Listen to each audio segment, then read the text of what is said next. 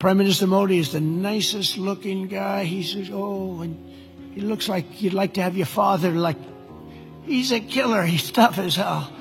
Asia সফরের অংশ হিসেবে বর্তমানে দক্ষিণ কোরিয়া অবস্থান করছেন যুক্তরাষ্ট্রের প্রেসিডেন্ট ডোনাল্ড ট্রাম্প। সফরের মধ্যেই মঙ্গলবার এক অনুষ্ঠানে ভারত ও পাকিস্তানের যুদ্ধ প্রসঙ্গে কথা বলতে গিয়ে ভারতের প্রধানমন্ত্রী নরেন্দ্র মোদীকে নিয়ে চাঞ্চল্যকর মন্তব্য করেন তিনি। ট্রাম্প বলেন, মোদীকে দেখতে সবচেয়ে সুন্দর মানুষ মনে হয়, যাকে দেখলে নিজের বাবার মতো ভালোবাসতে ইচ্ছে করে। তবে একই সঙ্গে তিনি মোদীকে খুনি বলেও আখ্যা দেন। If you look at India and Pakistan, ট্রাম্পের দাবি, পারমাণবিক শক্তিধর দুই দেশ ভারত ও পাকিস্তানের মধ্যে সাম্প্রতিক যুদ্ধ তিনি নিজেই বন্ধ করেছেন। প্রথমে যুদ্ধ থামাতে দুই দেশকে আহ্বান জানানো হলেও তারা রাজি হয়নি। পরে দুই দেশই তার কাছে ধর্ণা দিয়ে যুদ্ধবিরতিতে সম্মত হয়। ট্রাম্প জানান, যুদ্ধ না থামালে ভারত ও পাকিস্তানের সঙ্গে বাণিজ্য চুক্তি না করার হুমকি দিয়েছিলেন তিনি।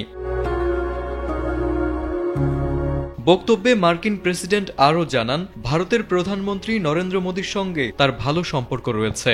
পাকিস্তানের প্রধানমন্ত্রী সম্পর্কেও প্রশংসা করেন তিনি। ট্রাম্পের ভাষ্য অনুযায়ী তিনি উভয় দেশের শীর্ষ নেতাদের ফোন করে যুদ্ধ বন্ধে চাপ দিয়েছিলেন এবং বাণিজ্য চুক্তিকে কূটনৈতিক হাতিয়ার হিসেবে ব্যবহার করেছিলেন।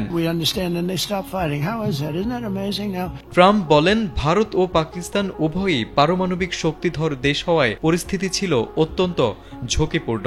তিনি মোদীকে ফোন করে জানান, যুদ্ধ চলতে থাকলে বাণিজ্য চুক্তি সম্ভব নয়। একই বার্তা পাকিস্তানকেও দেওয়া হয়।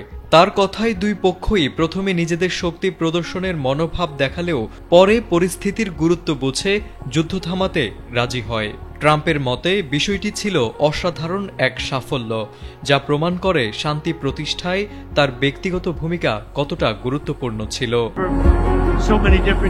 তারেক আজিজ, এটিএন বাংলা।